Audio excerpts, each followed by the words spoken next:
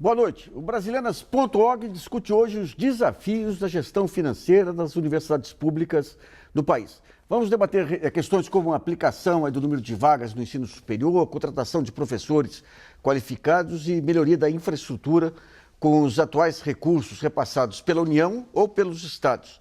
Também vamos discutir o papel social das universidades, papel econômico, tudo no mundo do conhecimento. Segundo estudos promovidos pela ONU, voltados para a educação, estamos hoje caminhando para um novo paradigma econômico e produtivo, onde fatores como capital, trabalho, matéria-prima e energia cada vez mais abrem espaço para o conhecimento e a informação. Para debater esses temas, convidamos hoje o vice-reitor da Universidade de São Paulo, o Vahan Agopian, o presidente da Universidade Virtual do Estado de São Paulo, ex-reitor da Unicamp, Carlos Vogt, o reitor da Universidade Federal do Rio de Janeiro, Carlos Levi, e o reitor da Universidade de Brasília, Ivan Camargo. E também contamos com a colaboração da jornalista Sara Kines, que irá selecionar perguntas enviadas pelo portal www.brasilianas.org. Nesse primeiro bloco, vamos falar dos desafios da gestão financeira nas universidades públicas. Então, nós temos uma questão de aumentar o número de vagas no ensino superior, uma massificação do ensino superior hoje, um desafio para as universidades públicas de ampliar o número de vagas e a questão de recursos. Eu queria começar com o Vahan, como que se fecha essa equação?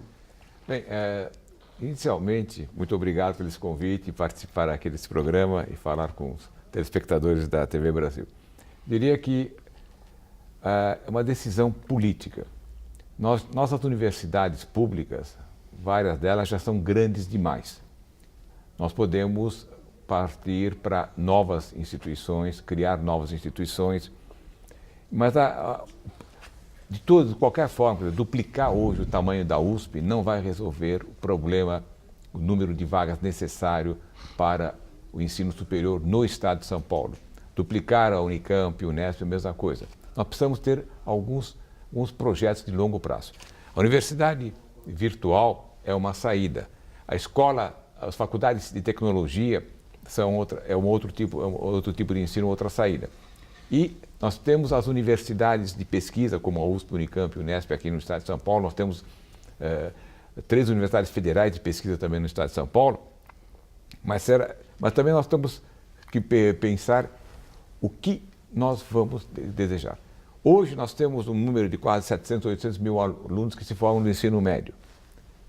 As universidades públicas estaduais oferecem em torno de 20 mil vagas, somadas com as universidades federais, 30 mil vagas. A universidade virtual, mais 4 mil vagas. Isso tudo é um pequeno grão. Então, não é inchando as universidades existentes que nós vamos conseguir resolver o problema. Tem que fazer um projeto de longo prazo, não é de curto prazo, projeto de longo prazo, para definir o que nós queremos. As 3 universidades públicas estaduais, mais a universidade virtual, nós tomamos a decisão de discutir esse assunto, nós começamos a discutir esse assunto e nós pretendemos apresentar ao governo uma sugestão de como poderia ser essa solução do ensino superior no estado de São Paulo. Eu quero ver com o Vogt também a sua experiência na Universidade Virtual e também na Unicamp. A gente sabe que o serviço público ele tem um conjunto aí de empecilhos, às vezes burocráticos, de definições orçamentárias que atrapalham muito. Eu pergunto, quer dizer, dentro do modelo atual, as universidades públicas, estaduais e federais, elas conseguem, sem querer duplicar e tudo, elas conseguem otimizar os recursos que elas têm, ou ainda precisam avançar muito na questão da busca de eficiência sem comprometer a excelência? Olha, Nassif, eu penso que, primeiro, o modelo instituído no estado de São Paulo de autonomia de gestão financeira de 89 é talvez o modelo ideal para o bom funcionamento de instituições da natureza que caracteriza as instituições universitárias. É um modelo que vem funcionando, portanto, desde 89. Eu penso que, digamos, essa situação mais crítica que hoje vivem as nossas 3 universidades estaduais ela é sazonal, Está ligado que a queda da atividade econômica? ela está ligada à queda da atividade econômica, está ligada, evidentemente, a princípios de gestão, ó, a medidas a serem tomadas relativamente à gestão de instituições que cresceram muito do ponto de vista corporativo e não cresceram da mesma forma do ponto de vista acadêmico e do ponto de vista dos objetivos sociais que elas têm na formação de competências. Por isso, mencionava o Varran, e nós estamos exatamente tentando discutir formas alternativas de expansão da graduação, porque este é o grande desafio. Do ponto de vista da pós-graduação, nós temos uma estrutura bem montada, não só no estado de São Paulo, no país inteiro, com o papel da CAPES, que foi fundamental, é fundamental. Ó, e temos no estado de São Paulo instituições com um poder de produção, de conhecimento científico, etc., muito forte. O que temos como grande desafio é formar competências profissionais em nível de graduação que respondam, de um lado, à grande demanda social que existe, por curso superior, e de outro, aos desafios da sociedade. Vocês têm já alguns princípios norteadores dessa proposta que vai ser apresentada aí ao governo do Estado? Bom, a ideia geral é que nós busquemos ampliar a experiência que a gente já vem desenvolvendo há algum tempo, que é esta experiência das parcerias das nossas universidades com um modelo, não é, de instituição de ensino superior, como é, por exemplo, da Universidade Virtual, da Univesp. Nós temos alguns cursos com a USP, que a gente já vem desenvolvendo, com a Unesp, tratativas com a Unicamp, e agora com a experiência da Univesp. Dentro do sistema da Universidade Aberta, não é, do Brasil, a UAB, que é também gerida pela CAPES. A CAPES tem tido um papel chave também aí na expansão da graduação. Temos uma perspectiva, Nassif, de ampliar a oferta de cursos para atender a demanda e, ao mesmo tempo, fazer isso com os compromissos que marcam tradicionalmente as ações das universidades públicas, que é o compromisso com a qualidade do ensino. Bom, nós temos aqui representantes das 4 principais universidades, está faltando só a UFMG lá. Eu queria ver com o Ivan Camargo. Ivan, quer dizer, a gente viu agora aqui até as questões aqui de São Paulo. Em relação ao modelo federal, e a questão do REUNE também, e em relação, digamos, à expansão das universidades federais aí de uma forma muito ampla, quais os pontos positivos e os pontos que merecem aprimoramento, na sua opinião? Boa noite, Nassif. Muito obrigado. Prazer estar aqui com vocês.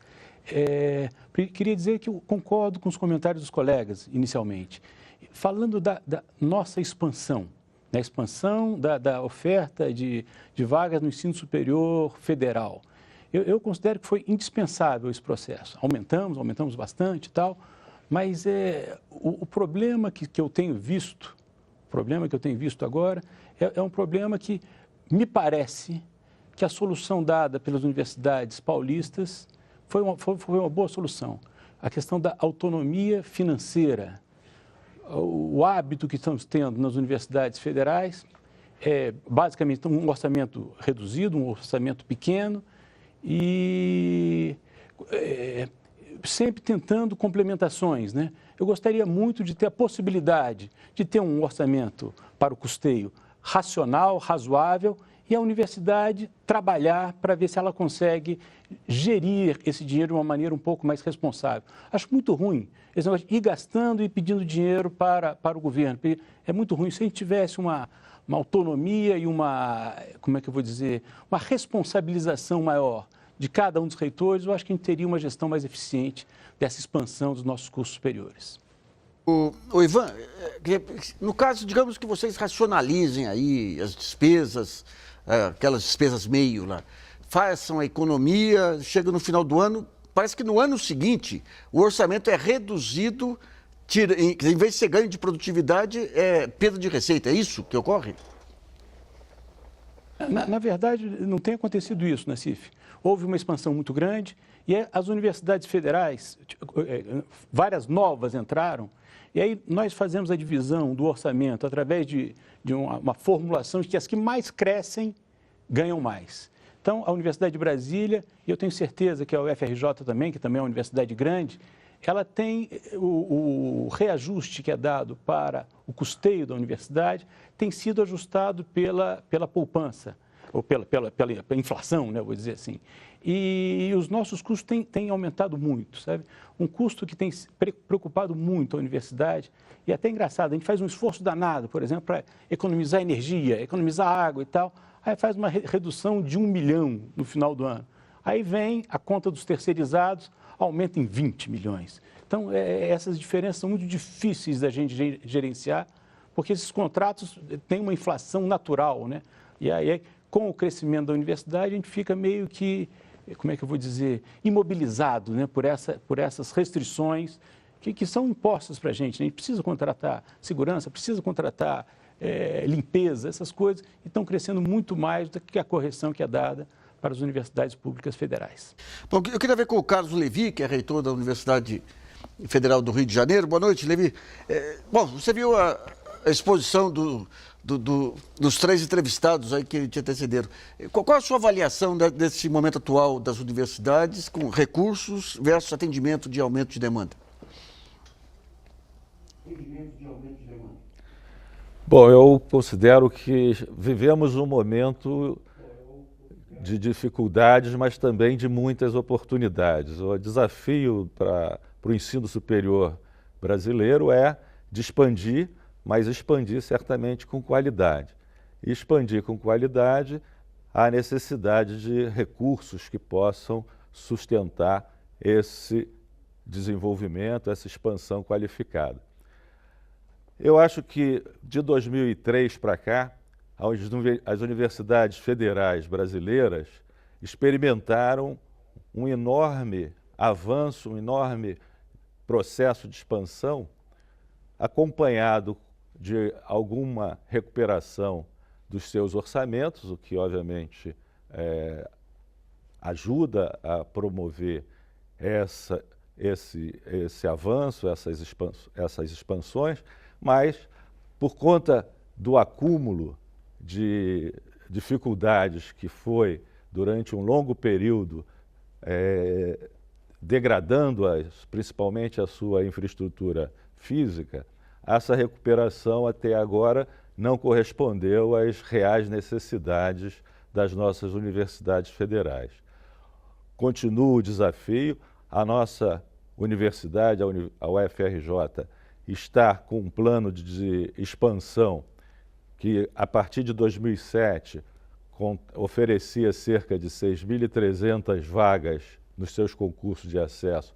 Hoje, já subiu ao patamar de 9.500 vagas por ano, portanto, promovendo uma expansão de quase 50% da sua oferta de vaga. Isso corresponde a um contingente atual de alunos na graduação de cerca de 45 mil alunos. Na pós-graduação estão atuando cerca de 15 mil alunos.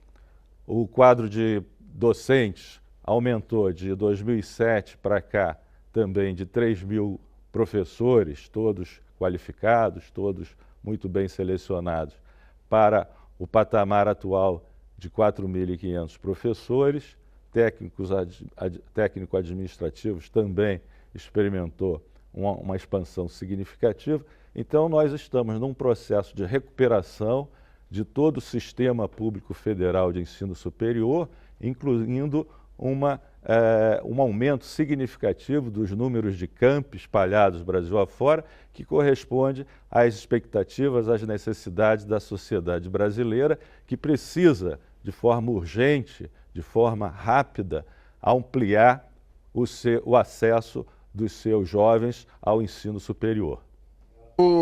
Levi, eu queria que você explicasse rapidamente para os nossos telespectadores os pontos centrais do Reúne.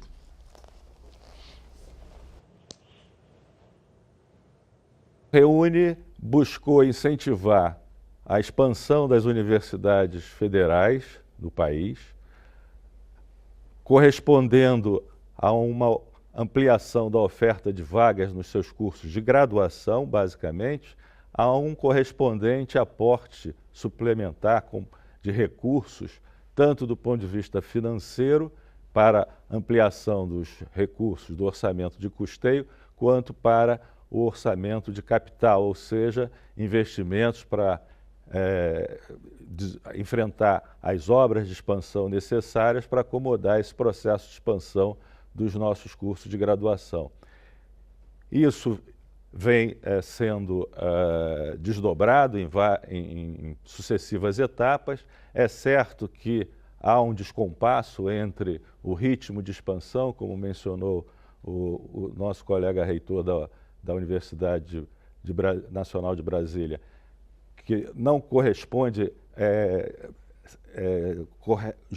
de maneira muito correta às necessidades decorrentes desse aumento na oferta das vagas nos cursos de graduação, mas há um esforço, há um trabalho que deve ser continuado e nós estamos perseguindo fazer esses ajustes, buscar os complementos orçamentários necessários para que nos possa garantir a expansão com a qualidade devida, com a qualidade exigida pela nossa sociedade. Bom, vamos a uma pergunta selecionada pela jornalista Sara Kines. Lembrando que o programa é ao vivo e você ainda pode mandar sua pergunta pelo site www.brasilianas.org. Sara. Bom, Nassif, nós temos uma pergunta do Cláudio W., aqui de São Paulo, e a pergunta dele vai para o vice-reitor da USP. Ele comenta sobre a greve que os funcionários e docentes das 3 universidades estaduais de São Paulo estão há mais de 45 dias em greve e que nesse período não houve resposta às reivindicações da pauta unificada da campanha salarial de 2014, apresentada pelo Fórum das 6. Ele quer saber o que está causando a demora em apresentar propostas em relação às reivindicações e se há alguma explicação para a aparente dificuldade da reitoria da USP em discutir essas questões com a comunidade. Antes, eu queria só fazer um pequeno comentário ao que o Levi falou, que essa expansão considerável do ensino superior no Brasil foi possível porque as universidades brasileiras, as principais universidades públicas brasileiras, já tinham preparado um número suficiente de profissionais bem graduados, bem preparados, doutores, e é surpreendente, uma universidade no norte, na região norte do país, longe de qualquer grande centro, conseguiu centenas de doutores para conseguir ser implantado de uma forma adequada. Isso é tudo, digamos, é a política histórica. É uma política curioso, eu acho que a política de pós-graduação brasileira não foi uma política de Estado, foi uma política que a academia assumiu, porque a CAPES acabou sendo realmente, continua sendo conduzida pela academia e conseguiu manter essa política. Agora, respondendo à pergunta do nosso telespectador, bem, a situação financeira das universidades públicas paulistas não permite para um gestor que esteja gerindo com os cuidados devidos, qualquer excesso de gastos a mais que não possam ser honrados no futuro. Então, a solicitação do Fórum das 6, o CRUESP, que é o Conselho... Vou só explicar para o telespectador o que é o Fórum das 6. O Fórum das 6 são 6 sindicatos, 2 de cada uma universidade pública estadual. A USP, Unesp e Unicamp tem um sindicato dos docentes e um sindicato dos funcionários. Então, são 6 sindicatos. E o CRUESP é o conselho dos reitores, dos 3 reitores da universidade. Vai ter uma reunião do CRUESP agora, depois de amanhã, quarta-feira. justamente para discutir com o Fórum das 6 a continuação da pauta. E, infelizmente, nós não estamos conseguindo demonstrar para os líderes sindicais que temos uma situação, temos que garantir a nossa autonomia, porque essa autonomia que permitiu a pujança das universidades públicas paulistas graças a essa autonomia nós podemos, se nós estamos agora momentaneamente com dificuldade, nós podemos prever o futuro, porque nós temos uma autonomia financeira que permite planejar a longo prazo. Esses problemas que ocorreram, digamos, no caso da Unicamp, a relação salários e orçamento. E no caso da USP, o estouro. O que aconteceu, já que tinha previsibilidade, digamos, de orçamento? Como há uma certa pressão sobre melhores salários corporativos, às vezes os gestores acabam cedendo e não conseguindo prever que no futuro uma flutuação do ICMS, como nós estamos vivendo hoje, uma mudança perfil, uma necessidade pontual de gastos extraordinários podem criar essa situação. Então, as 3 universidades, mas particularmente a USP, particularmente a USP está gastando mais em salários do que a dotação orçamentária que ela recebe. Nós estamos gastando reservas para fazer isso. Felizmente, as 3 universidades paulistas, por questão de planejamento, tinham reservas para fazer frente a essa dificuldade. Então, simplesmente isso. Nós estamos tentando convencer ao Fórum das 6 que, enquanto nós estamos momentaneamente com esse problema, nós podemos discutir as pautas específicas de cada uma das 3 universidades e conseguir solucionar problemas pontuais. Infelizmente, estamos tendo uma dificuldade de sensibilizar os 6 sindicatos para essa situação. Bom, vamos ao primeiro intervalo e Brasilianas.org volta logo.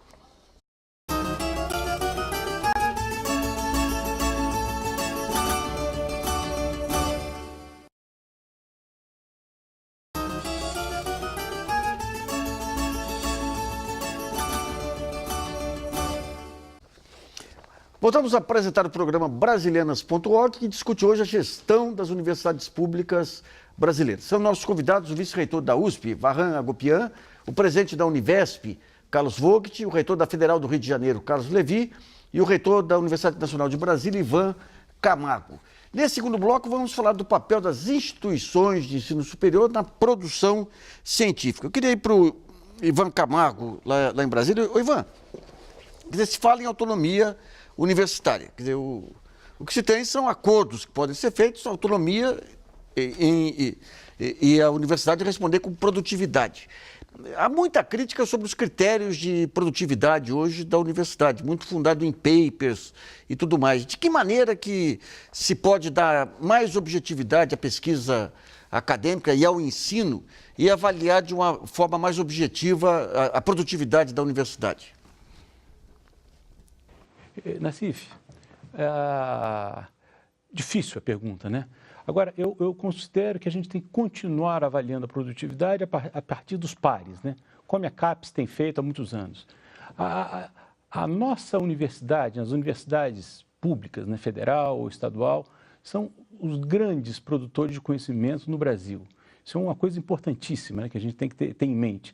E é porque temos um quadro, como já foi dito, né? Uma estrutura bastante organizada, uma estrutura boa, temos professores excepcionais e temos o que é mais importante, né? Uma turma de estudantes, um corpo discente, que são os melhores do Brasil, né? Que entram para uma universidade gratuita. Agora, como aumentar a produtividade da pesquisa? Eu acho que a gente teria que dar mais liberdade ao docente, né? Porque inovação, pesquisa, a gente evidentemente tem que fazer projetos e tal. Agora, a gente não sabe exatamente aonde é que vai dar. E o que me incomoda muito nas universidades é que os controles estão o tempo todo querendo saber como é que o professor vai ou não ganhar dinheiro.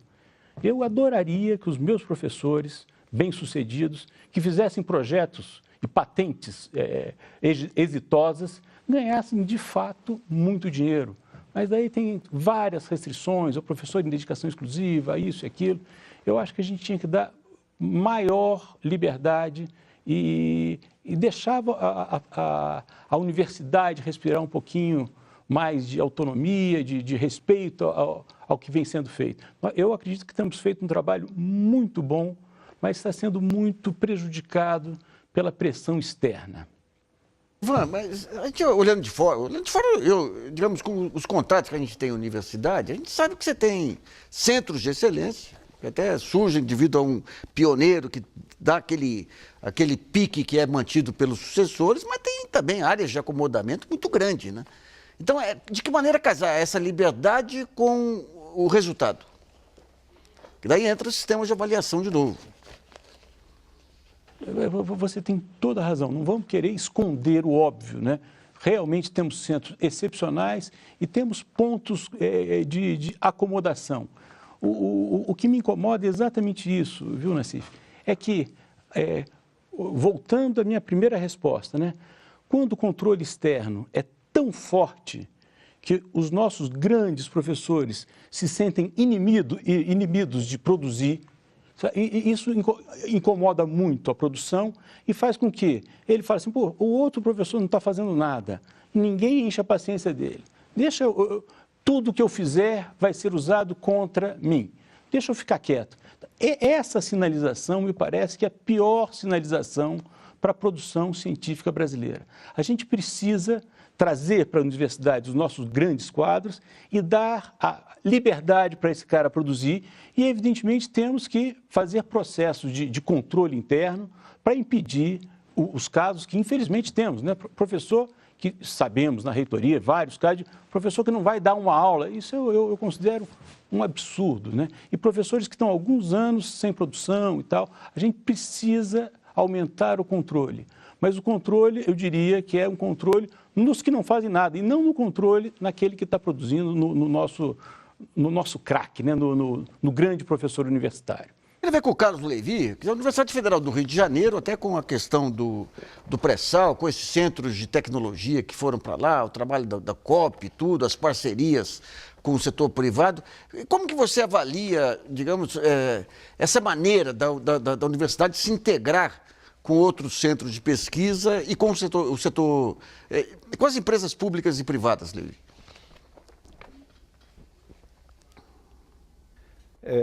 A universidade talvez seja uma das instituições mais complexas que a mente humana conseguiu imaginar. E a importância que ela tem, eu fico cada vez mais convencido de que é, sem qualquer dúvida, uma das mais importantes instituições da sociedade contemporânea, por conta das responsabilidades, das atribuições, das iniciativas, das atividades que desenvolve, que tem que ser simultaneamente na área do ensino, que promove, qualifica os profissionais, forma o quadro dirigente, promove a intelectualidade nacional, a pesquisa que garante a estabilidade da instituição universitária, que permite que a universidade acompanhe as transformações e o desenvolvimento do conhecimento e que se transforma, um conhecimento que se transforma a taxas cada vez mais aceleradas e a universidade tem que acompanhar esse processo de transformação. E a extensão, que é essa integração da universidade através de atividades diretamente envolvidas com as demandas, as necessidades da sociedade. É onde a universidade se inspira para se atualizar, para acompanhar a contemporaneidade do seu próprio tempo. Então, as atividades de integração com o setor produtivo é chave no processo de enriquecimento, de transformação e de qualificação das nossas instituições universitárias. E a UFRJ tem feito um trabalho realmente bastante consistente, bastante coerente nesse tipo de iniciativa e tem promovido grandes avanços para a instituição como um todo. Essa integração com a Petrobras, como você mencionou, nos permitiu promover importantes avanços, importantes conquistas na formação, na consolidação do nosso ambiente universitário nessa área tecnológica e, portanto, é um exemplo bastante bem sucedido de como se deve promover essa integração entre a sociedade e o seu setor produtivo. Então, eu queria ver com o Varran, um dos desafios que nós temos aqui da inovação no Brasil é como você massificar o conceito de inovação. Quer dizer, a USP, o IPT tem o SOS Inovação, tem um conjunto de atividades na Poli, tudo. Tem alguma política mais sistêmica, digamos, com o SEBRAE ou com outras instituições para disseminar esse conceito de inovação por cadeias produtivas de pequenas e médias empresas? Sim, sim, através das incubadoras, né? Nós temos a maior incubadora do país no campus, mas não somente isso, nós temos uma agência de inovação cujo trabalho principal é, primeiro, disseminar a ideia do empreendedorismo para os nossos alunos. E segundo, ser um canal de ligação, um facilitador entre a universidade e o meio externo. Quando eu digo meio externo, não estou me referindo apenas às empresas. Nós não podemos esquecer que a Universidade Nacional interage pouco com o governo. Isso também me preocupa muito. Nós não contribuímos para propor políticas públicas. Nós somos, por isso que os reitores agora estão se reunindo para tentar discutir. Isso é uma coisa muito importante. Com tanto de energia intelectual que tem na universidade, podia ser Então, nós estamos tentando, através dessa agência USP de Inovação, que é bastante dinâmica e agora ela está localizada, ela saiu dentro da universidade, está localizada no Parque Tecnológico de São Paulo, e através dessa ideia de incubadora, agora um parque tecnológico, tentar criar essa ligação de sair do conhecimento acadêmico para se tornar uma inovação. Mas vamos pegar o parque tecnológico. Quantas empresas estão incubadas lá? A incubadora tem mais de 100. Hoje deve estar em torno de 140. 140 empresas sendo incubadas? Incubadas. No parque tecnológico, que foi inaugurado agora, nós temos, por enquanto, só uma empresa, que é a Associação dos Cemiteiros. No Parque Tecnológico de Ribeirão Preto já tem mais algumas empresas. O Parque Tecnológico de São Carlos é o que é o mais antigo, tem um número maior de empresas, talvez umas duas dezenas. E o Parque Tecnológico, nós estamos trabalhando num Parque Tecnológico de Piracicaba, ao lado do nosso campus de Luiz de Queiroz. Então, são inícios. Quer dizer, hoje eu diria que a Universidade de São Paulo e as universidades do Brasil já perderam aquele receio de interação com a sociedade. Então, nós estamos aprendendo a como fazer isso. Então, eu queria ver com o Vogt, até com a experiência que você tem na FAPESP, na Unicamp, Vogt. Nós estamos falando aqui de setores novos, aí a incubadora pega setores novos, que tem um valor tecnológico mais aprimorado, mas nós temos cadeias produtivas aí, seja têxtil, várias cadeias produtivas de baixo valor agregado, que alguns saltinhos aí já permitem ganhos pela quantidade de empresas envolvidas. Tem algum programa em área estadual ou federal de massificação desses ganhos incrementais nessas estruturas de pequenas e microempresas? Olha, Nassif, de um modo geral, penso que o esforço que durante esses anos vem sendo feito no sentido de uma aproximação necessária entre o setor industrial, o setor empresarial e as instituições de pesquisa, surtiu um efeito que eu diria mais forte nas instituições de pesquisa do que no setor empresarial. Tá. O que significa isso? Significa que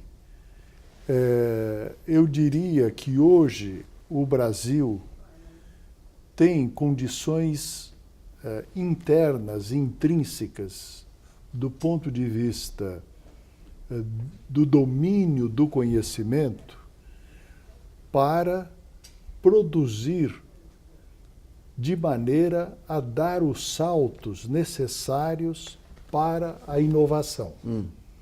E, paradoxalmente, você pode ter um sintoma disso olhando para quem são os detentores, os maiores detentores de patentes no país. É um paradoxo, são as instituições de pesquisa. E elas têm cumprido o papel. Neste, digamos, no célebre triângulo, não é? Governo, universidades ou centros de pesquisa e empresa, falta o grande desafio para que nós, de fato, nos, digamos assim, vençamos as inibições de propensão para a inovação no país.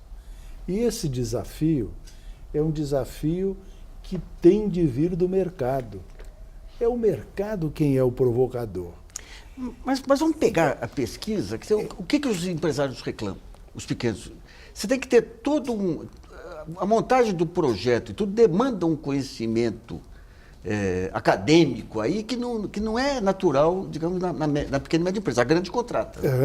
Mas eu acho que isto vem sendo feito do ponto de vista da tecnologia, do ponto de vista da inovação, digamos, incremental. Isso se faz, isso vem sendo feito. O assunto e o desafio para o país é exatamente nós darmos o salto de qualidade que nos leve, não é, a sair, não é, da medianidade em que nos encontramos. Tá. Hoje o país vive uma situação em que nós chegamos à capacidade de consumo, mas isso não é suficiente para que a gente, não é, adquira maioridade do ponto de vista da inovação e do ponto de vista, digamos assim, das condições de produção de uma economia que seja efetivamente competitiva. Então, a meu ver, falta aquela iniciativa de gestão que junte efetivamente esses atores e nos coloque dentro de um projeto comum que é, digamos, construir a transformação. Tá, filho. Isso a gente não está fazendo. Vamos a mais uma pergunta selecionada pela jornalista Sara Kines. Lembrando que o programa é ao vivo e ainda dá tempo de você mandar sua pergunta pelo site www.brasilianas.org. Sara. Bom, nós temos uma pergunta do Tadeu Silva, de Juiz de Fora, Minas Gerais. Ele critica os concursos da docência por serem uma porta de entrada do favorecimento pessoalidade. E ele diz que a pós-graduação institucional premia o produtivismo corporativo e irrelevante para a produção de novos conhecimentos. Ele quer saber como combinar eficiência, mérito, excelência acadêmica com tal realidade. Ivan Camargo, em Brasília. Como a pergunta é muito simples, vai para a Universidade Nacional de Brasília. Pô, pegou aí, viu? Eu discordo, hein?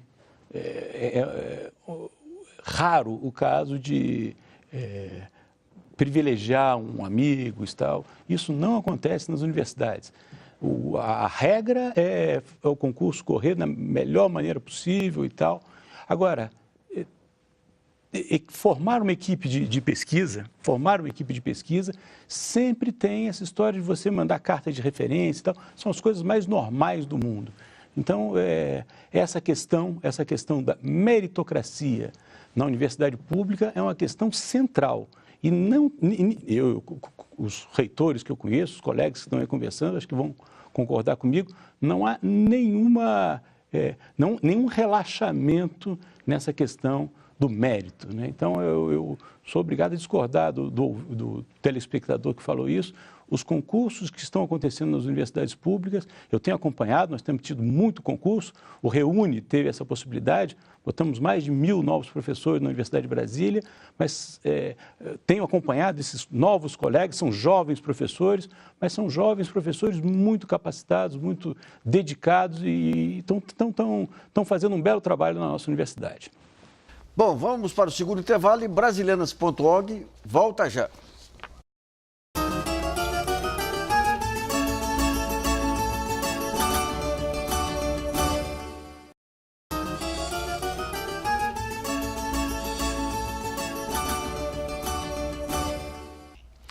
Voltamos a apresentar o Brasilianas.org, que discute a gestão nas universidades públicas. Nessa última parte do programa, vamos analisar aí a questão do papel das universidades na chamada sociedade do conhecimento. Eu queria ver primeiro com... A gente está tendo mudanças, quer dizer, novas áreas surgindo, novas... De que maneira que você pega, por exemplo, um curso de engenharia, que é uma grande crítica hoje, que devia em 2 anos formar o básico, quer dizer, de que maneira que a universidade, que ela é, assim como o Poder Judiciário, ela é necessariamente lenta nas mudanças aí. De que maneira que conseguir conectar com essa agilidade das novas competências que o mundo exige? Bem, na nossa universidade, nós já tomamos decisão, inclusive já deve ir para o Conselho Universitário do mês que vem, a descentralização dos programas dos cursos de graduação. De pós-graduação já estão descentralizados. Com isso, nós ganhamos várias etapas e as mudanças curriculares se tornam mais rápidas. O que é descentralização? É a unidade, vamos dizer. No caso, do exemplo que você citou, a Escola Politécnica, ela toma a sua decisão em respeito do seu currículo de graduação. Tá. Então, não precisa ir até os órgãos centrais da universidade. Entendi. Com isso, nós ganhamos alguns meses. Mas é muito importante, você citou o ponto fundamental. No mundo todo, há uma dúvida de como ensinar o aluno de graduação. Então, várias experiências são feitas. Nós temos universidades de ponta no exterior que os alunos estão em 3 currículos diferentes. A atual, a que era anterior e a anterior da anterior. Porque as coisas vão mudando rapidamente. E nós, como universidade, temos que seguir e acompanhar e tentar formar o melhor aluno. Formar, não informar. Formar o melhor aluno que possa ser o melhor profissional para a sociedade. Mas já tem um plano para mudar o currículo da engenharia, por exemplo? Ela muda continuamente. A engenharia começou um currículo novo o ano passado. Tá, filho. Eu queria ver com o Carlos Levi, na Universidade Federal do Rio de Janeiro, esse contato aí com o SEMPES, da Petrobras, com esses novos institutos aí de multinacionais que estão se instalando aí, de que maneira que vocês, em relação ao currículo, estão estabelecendo, em que maneira que influenciou, digamos, o currículo e as mudanças no conteúdo aí fornecido pela universidade?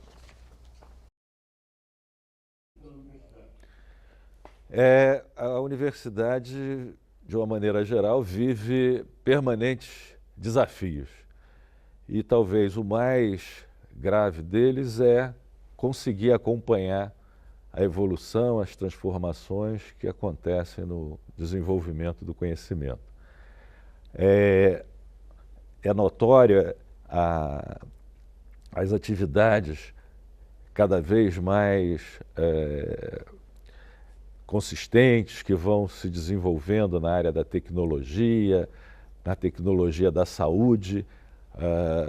Os campos de fronteira são tantos e nos apresentam tamanhas expectativas, tamanhas perspectivas de transformações, de mudanças de paradigmas que vão, de fato, trazer enormes benefícios para o desenvolvimento da sociedade atual.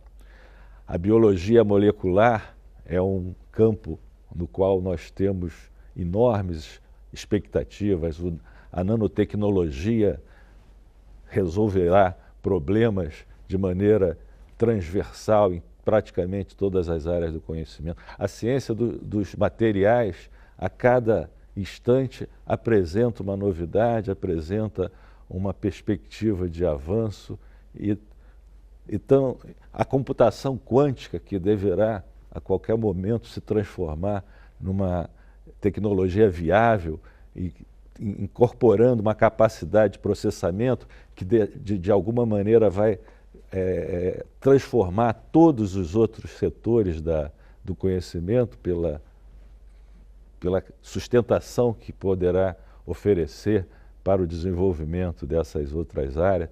Enfim, são tantas. Na área de energia, temos também expectativas muito, muito favoráveis.